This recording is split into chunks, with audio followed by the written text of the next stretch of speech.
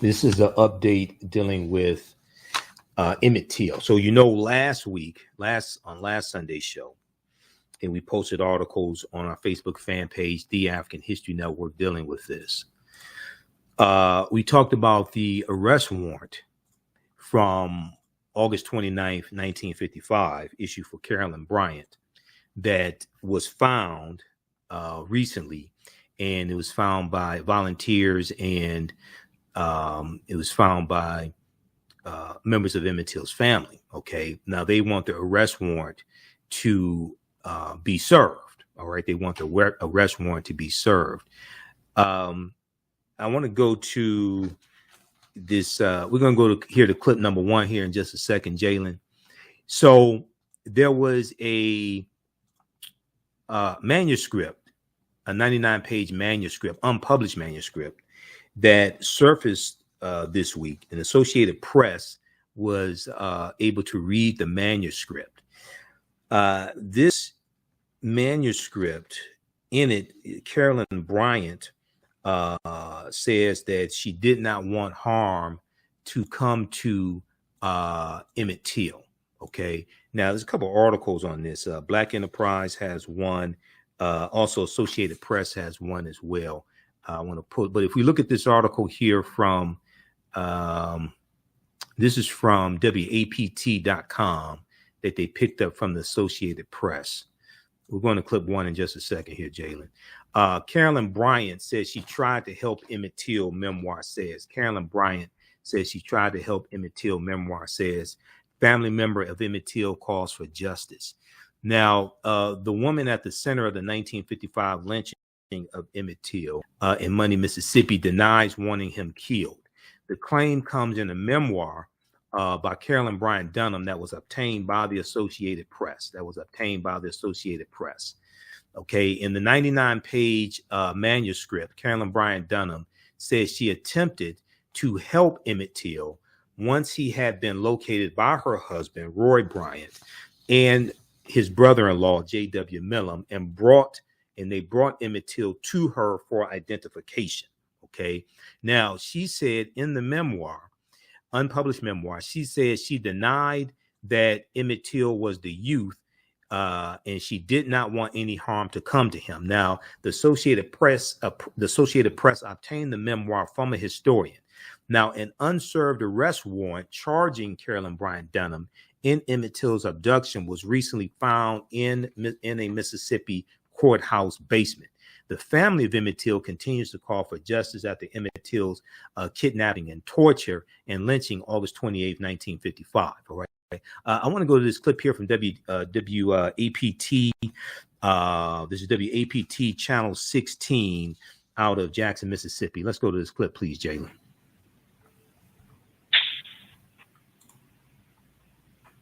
A 99-page memoir recently obtained by the Associated Press, written by Carolyn Bryant Donham. The memoir, titled "I Am More Than a Wolf Whistle," claiming that in Money, Mississippi, back in 1955, when her husband and brother-in-law brought Till before her, she was trying to protect him by telling them he was not Till. The two men went after Till for allegedly whistling at Donham. In that manuscript, I think further just proves that she was involved.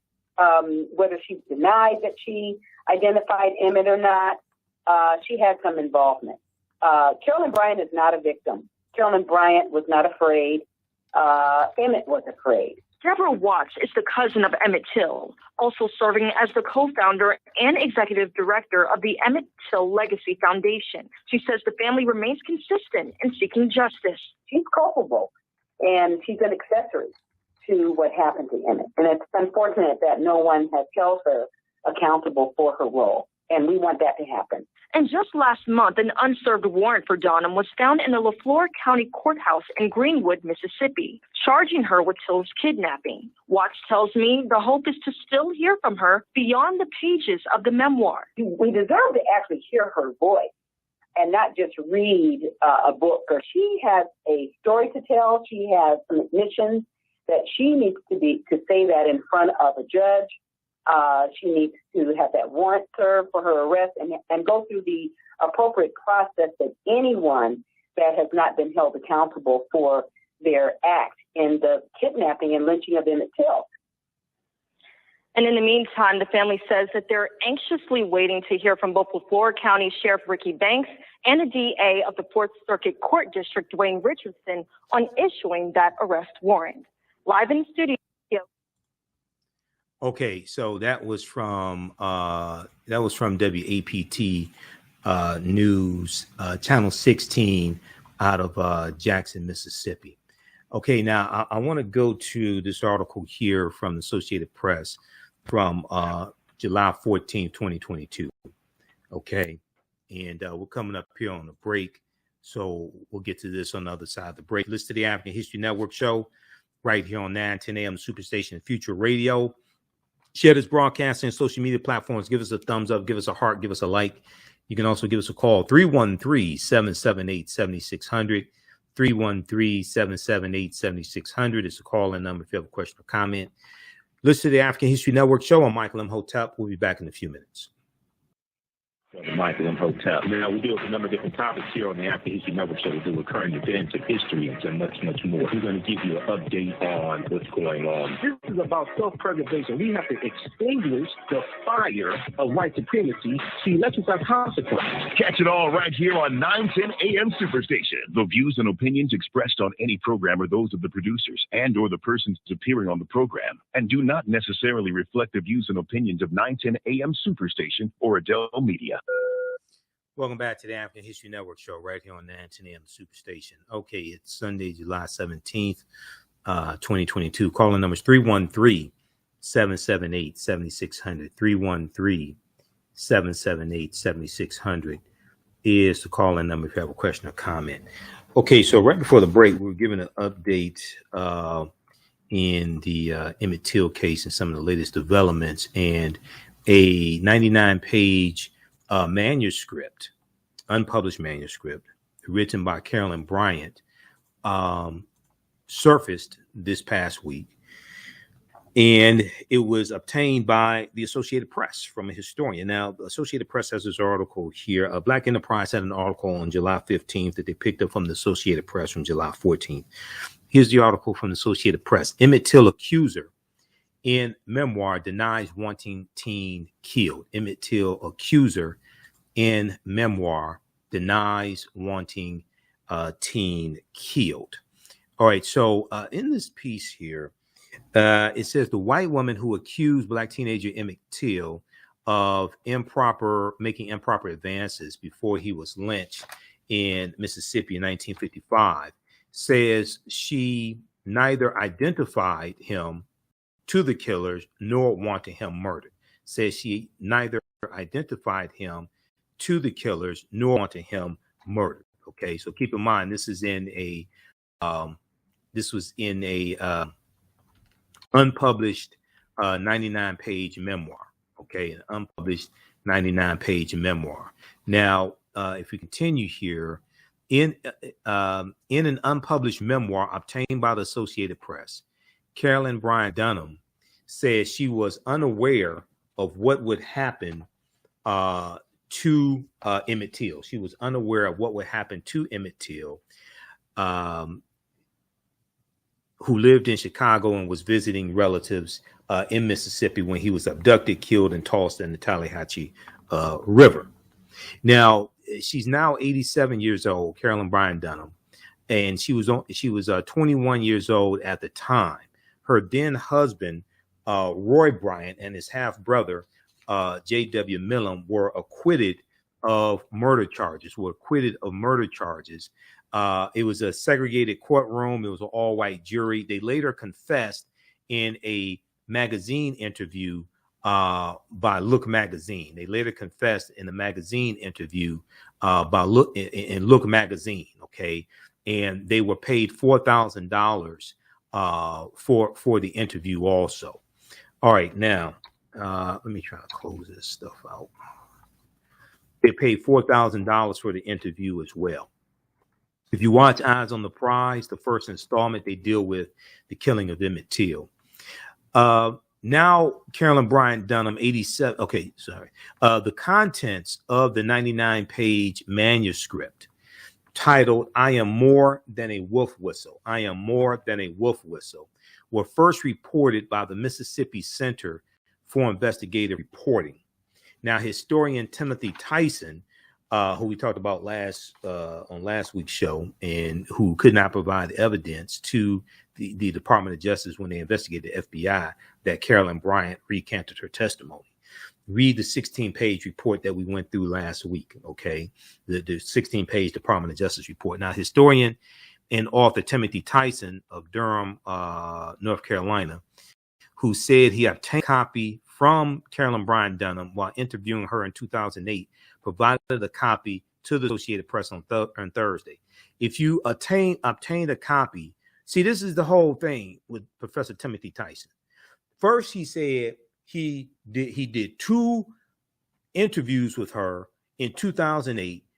He did audio recordings of the interview, and he said in one of those interviews, she recanted her testimony. But he waited until 2017, about a month before his book came out, The Blood of Emmett Till, before he said something about it. Because of that information, that's what caused the Department of Justice to open up a new investigation that they closed in December of 2021. They kept running into dead ends. They can't find evidence to use in court to prosecute Carolyn Bryant Donham beyond a reasonable doubt and get a conviction. We broke all this stuff down last week. Now he says this past week. Now, see, this is some BS right here. Okay. Now this past week, he comes out with a 99-page unpublished manuscript that he said he got in 2008, and you're just now saying something about it.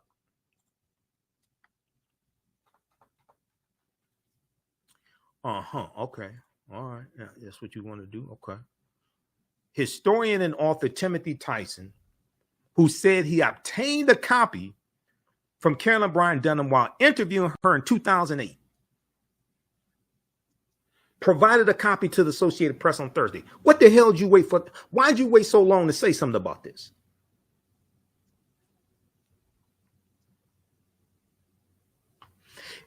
Tyson had placed the manuscript in an archive at the University of North Carolina with the agreement that it not be made public for decades. Though he said he gave it to the FBI during an investigation the agency concluded last year.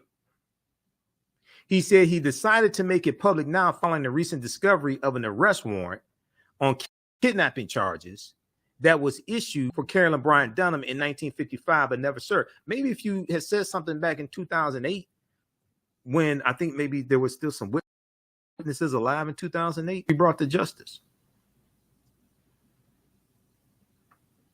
Quote, the potential for an investigation was more important than the archival agreements, though those are important things, Professor Timothy Tyson said. When did you come to this like moral realist, this epiphany?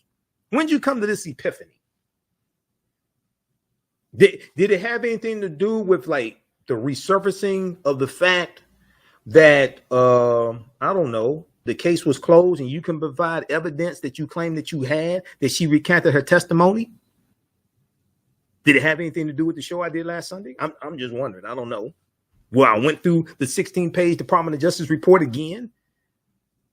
And the Department of Justice, the FBI said, you gave us one recording, and this recording did not contain a recantation of her testimony. And then the Department of Justice in their report, they said that he kept giving different explanations about what happened to the second recording, and he kept giving different explanations about whether she ever recanted her testimony in the first place. Now, all of a sudden, you come out, you produce a 99-page unpublished manuscript that she gave you back in 2008.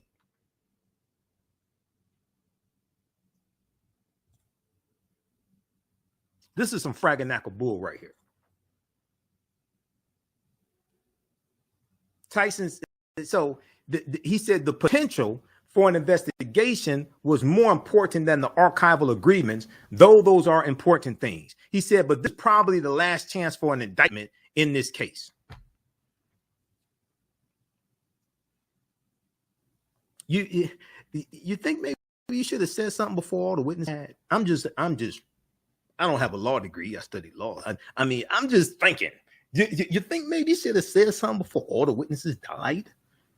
A cousin of Emmett Till who leads this is Deborah Watts, a cousin of Emmett Till who leads the Emmett Till Legacy Foundation, said the memoir is new evidence that shows Carolyn Bryant Donham's involvement in the case and is particularly important when combined with the arrest warrant.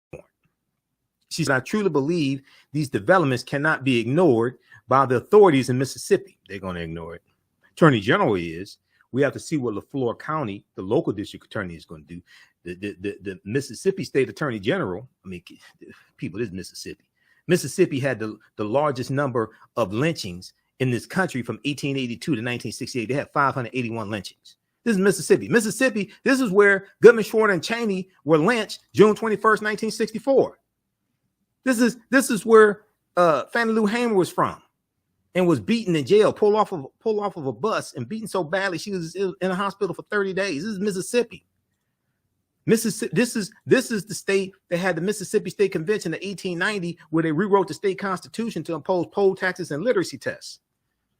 So I expect the good old boy, the state's attorney general, not to do anything.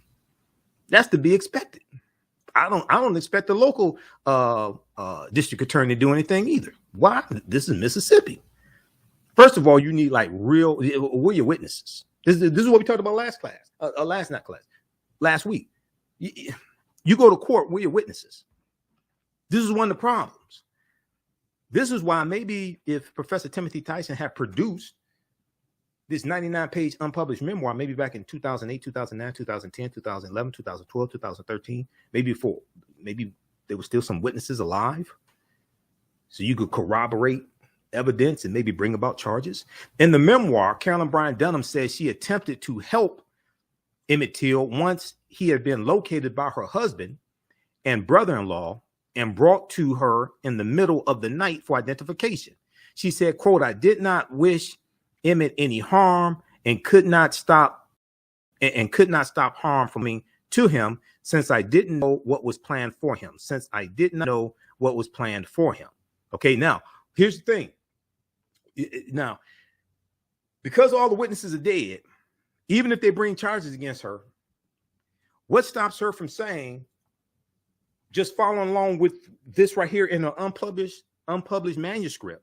I don't know the year that this manuscript was written, but this was obtained in 2008 by Professor Timothy Tyson. What stops her from saying, hey, I didn't know what was going to happen to him. My husband threatened me. He was going to beat me or do harm to me, whatever. I said it wasn't him. All the witnesses are dead. Now, here's the thing. Even if she's lying, guess what? The burden of proof is on the prosecution. The prosecution, which would be the Department of Justice, they have to then prove in court that she's lying. If she says this was happened, the burden of proof is not on her, it's on the prosecution. They have to prove she's lying. And not only that, when you go look at the interview that J.W. Millum and Roy Bryant did in the Look magazine after they were acquitted of killing Emmett Till, in that interview, I think it was Roy Bryant, her husband, he said something to the effect of, they just wanted to scare Emmett Till, but Emmett Till said something to them, and it wasn't Emmett Till's fault, okay? But he said Emmett Till said something to him, and he looked at him and said something to the effect of, boy, you're not going to see your mother again, something like that, okay? So in the interview with Look magazine, L-O-O-K, Look magazine, basically they said they just want to scare him. So she could go into court and say, hey, I didn't know what was going to happen. My husband, I didn't want to do it. My husband threatened me. He's dead. Brother-in-law's dead. Where's the evidence to prove her wrong? This is why, see, what makes this a tricky case is The witnesses are going. She can go in and tell that story. Now it's up to the prosecution to prove her wrong based upon the evidence. Prove she's lying. Now, Carolyn Bryant Donham says in the manuscript compiled by her daughter-in-law, quote, I tried to protect him by telling Roy, her husband, that he's not the one. That's not him. Please take him home. She claims in the manuscript that Emmett Till, who had been dragged from a family home at gunpoint in the middle of the night, spoke up and identified himself. Okay. So this is what she claims. Okay. Now, if they admit this in the court, the prosecution has to prove that she's lying. The burden of proof is on the prosecution. It's not on her. Carolyn Bryant Donham adds that she always felt like a victim, as well as Emmett. She adds she always felt like a victim as well as Emmett and paid dearly with an altered life for what happened. So she's making herself the victim. Okay, we'll continue this on the other side of the break. I want you to hear clip number 2 also out of, I think it's out of Jackson, Mississippi. You listen to the African History Network show right here on 910 AM Superstation Future Radio. I'm your host, Brother Michael Imhotep. We'll be back in a few minutes. Welcome back to the African History Network show right here on 910 AM the Superstation, the Future Radio.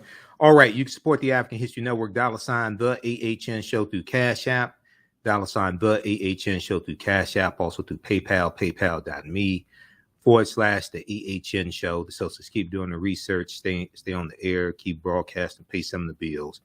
We're just doing the show once a week. Now, Sundays, 9 p.m. to 11 p.m. Eastern Standard Time. A couple months ago, I stopped doing it daily because it was just a lot of work and it's putting a financial strain on us as well. So we're just doing it on Sundays, 9 p.m. to 11 p.m. Eastern Standard Time. Okay, I want to go back to this Associated Press article.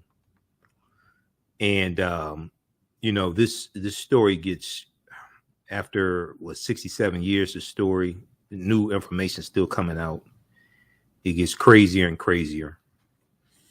If we go back to this Associated Press article from Thursday, July 14th, Emmett Till accuser in memoir denies wanting teen killed. Unpublished memoir. We're going to clip number 3 from ABC Channel 7 Chicago in just a minute here, Jalen. Okay, so Carolyn Bryant Donham adds that she always felt like a victim as well as Emmett and paid dearly with an altered life for what happened. Now, the name of the unpublished memoir is I Am More Than Just a Wolf Whistle. That's the name of the unpublished memoir. I Am More Than Just a Wolf Whistle. And there's a good article from Black Enterprise on this. We'll show you that here in just a minute. Okay, she said, okay, so now she wants to bring God into it. She said, I have always prayed that God would bless Emmett's family. I am truly sorry for the pain his family was caused. She says at the end of the manuscript, which is signed, but indicates that it was written by her daughter-in-law, Marsha Bryant. Marsha Bryant. Marsha. The memoir is remarkable, not only because it is the most extensive account of this episode ever recorded by Carolyn Bryant Donham, but also because it contains contradictions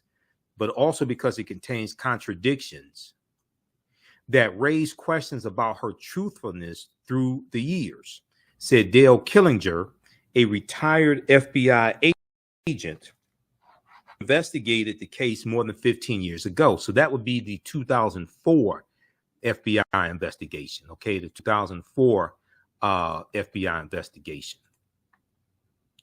Okay, now, for instance, Carolyn Bryant Donham claims in the memoir to have yelled for help after being confronted by Emmett Till inside the family grocery store in Money, Mississippi.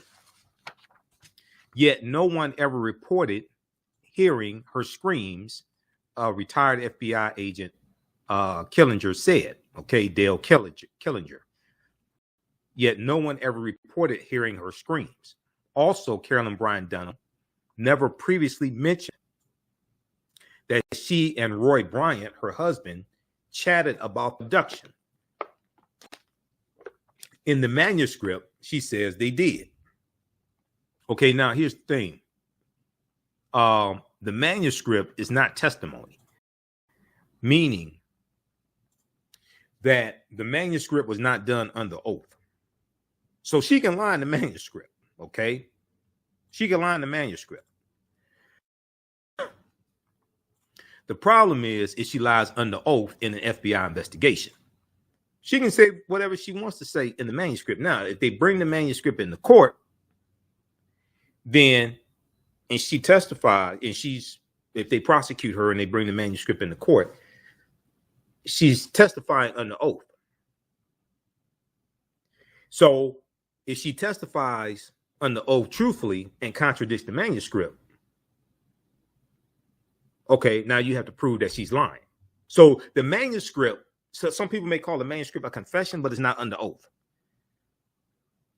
So she can go in court and say something entirely different, and it's up to the prosecution to prove that she's lying under oath if she goes in and contradicts the manuscript. The manuscript is not under oath. She can say whatever she wants to in the manuscript. All right, so also, Carolyn Bryant Donham never previously mentioned that she and Roy Bryant chatted about the abduction. In the manuscript, she says that they did chat about the abduction. Now, Dale Killinger, retired FBI agent who investigated this case in 2004, he said, that seems ludicrous. How would you have a major event in your life and not talk about it? I mean, her husband was put on trial. You ain't talk about it at all? Now, the Justice Department closed its most recent investigation into the case in December of 2021, and Mississippi authorities have not given any indication that they plan to pursue the kidnapping warrant. Mississippi authorities have not given any indication that they plan to pursue the kidnapping warrant or other charges against Carolyn Bryant Donham. Once again, it's Mississippi. Okay, where they had the Mississippi State Convention in 1890, and Solomon Saladin Calhoun said, we are here to exclude the Negro. And he was the white county judge who presided over the convention. And this convention rewrote the state constitution. This convention rewrote the state constitution of Mississippi and imposed poll taxes and literacy tests, and became known as the Mississippi Plan. And this was the model that was used by other southern states to rewrite their state constitutions and suppress the African American vote. We read this all here from Washington Post. We've talked about it a number of times. The Mississippi Plan. Let's pull this up here.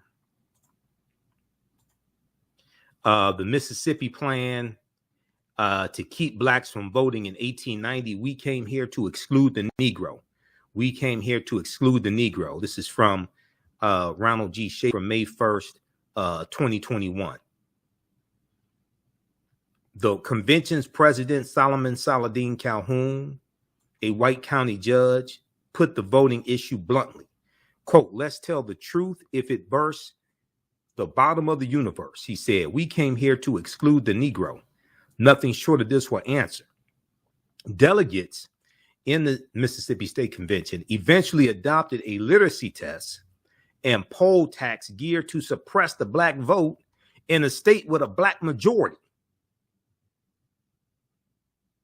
In a state with a black majority, the Mississippi Plan became the model throughout the South, part of a raft of racially oppressive Jim Crow laws that ended Reconstruction. Once again, this is Mississippi. Okay, I want to go to clip number 2 here. This is from ABC Channel 7, Chicago. This clip here, Emmett Till accuser Carolyn Bryant Donham denies wanting teen killed in 1955 lynching. memoir. Let's go to clip 2, Jalen. The investigative report is out on the school massacre in Uvalde, Texas, that left 19 children and 2 teachers dead. The committee laying out what they call systemic. Yeah, refresh that screen, and it should go to it should go back to the first video. That's from ABC Channel 7 Chicago. If you refresh that screen, it should go back to the first video.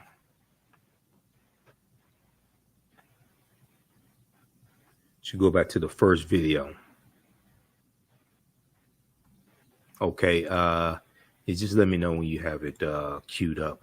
I'm going to pull up this article here from ABC Channel 7 Chicago also. You may just have to refresh the screen a couple of times or something like that. The woman whose accusation led to the death of Emmett Till wrote that she actually tried to protect the teen. In an unpublished memoir obtained by the Associated Press, Carolyn Bryant Donham said that she did not identify Till to the people who killed him. The Black Chicago teen was lynched in Mississippi in 1955. Donham accused him of making improper advances. Historians are disputing Donham's claim that Till identified himself to his killers. 2 big white men with guns came and dragged him out of his aunt and great uncle's house at 2 o'clock in the morning in the Mississippi Delta in 1955. I do not believe for 1 minute that he identified himself.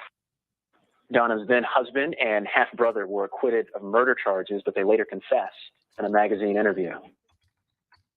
Okay, so that person you heard talking about, I don't believe for 1 minute that he confessed, that was historian Timothy Tyson, who released this past week the unpublished manuscript that he's had since 2008, and he released it this past week. Okay. All right. We're coming up here on the break. When we come back from the break, we'll continue this story some more. I'm going to go back to the article from the Associated Press, and then I want to get to this other story here.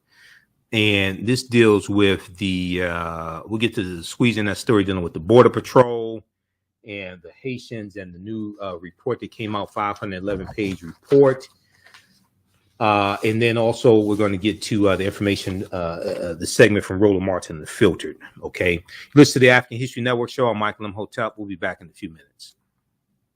Hotep, everybody. Hey, this is Michael Imhotep, founder of the African History Network, host of the African History Network show. I'm a talk show host, researcher, lecturer, writer, and historian.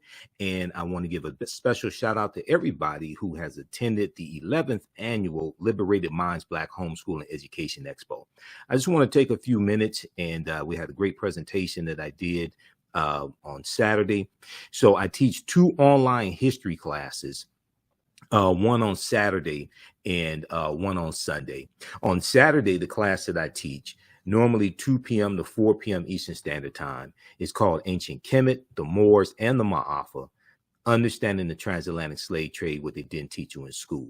And this is normally a 10-week online class. We deal with thousands of years of history and what leads up to the transatlantic slave trade taking place. We can't start studying our history in slavery. Even when we study the transatlantic slave trade, which is important to study, we can't start in 1619 or in the 1440s with the Portuguese, when the Portuguese get involved in the transatlantic slave trade. We have to understand the history chronologically and deal with the 800-year occupation of Europe by the Africans known as the Moors, who entered into the Iberian Peninsula, today known as Spain and Portugal, from North Africa in 711 AD.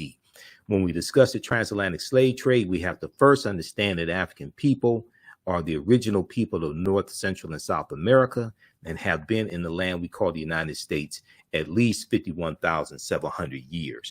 Now, the second class I teach is on Sundays, normally 2 p.m. to 4 p.m. Eastern Standard Time. It's called From the Civil War to the Civil Rights Movement and Black Power, 1865 to 1968. Now, these classes are normally $130. They're on sale right now, $60. We do the sessions live. All the sessions are archived and recorded, so you can go back and watch it anytime. So a year from now, 2 years from now, you can go back and watch the entire class. With both of these classes, I would say the content is PG-13, so you can use this with your children as well if you want to.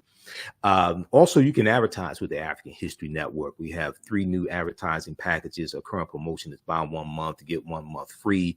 We have 1 million followers at our Facebook fan page, the African History Network. And with our platinum package, we'll take out ads on our Facebook fan page for you as well to help maximize your advertising campaign. And we take your 30-second and 60-second commercial, we put into the rebroadcast of our shows, and also into the audio podcast of our shows as well. We only have 20 advertising slots because we have a finite amount of advertising space.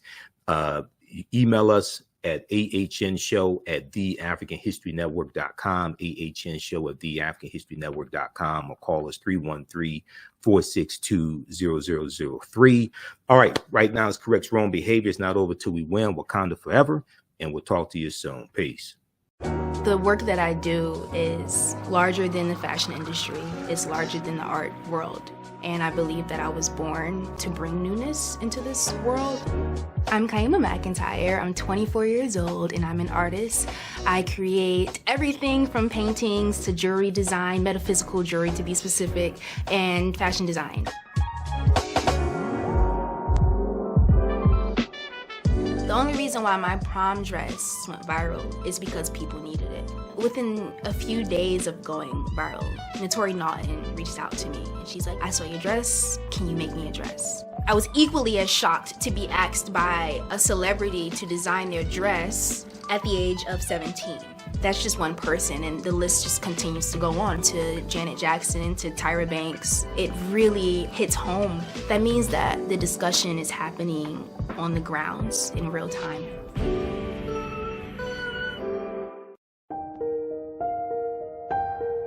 What does self-care mean to you? To us, it's an opportunity to reconnect with nature. A chance to create something remarkable. At Sage and Elm Apothecary, our handcrafted skincare and household products immerse you in Earth's sweetest nectar, connecting you to nature in a way you never imagined. See for yourself and visit us at sageandelmapothecary.com. STEM Forward, helping our community find their place in the emerging fields of science, technology, engineering, and mathematics. Join us for our monthly live stream on our website, stemforwardedu.org. Watch, subscribe, share. Also join our mailing list to stay up to date with STEM resources and opportunities. STEM Forward, the future is now. Watch, subscribe, share.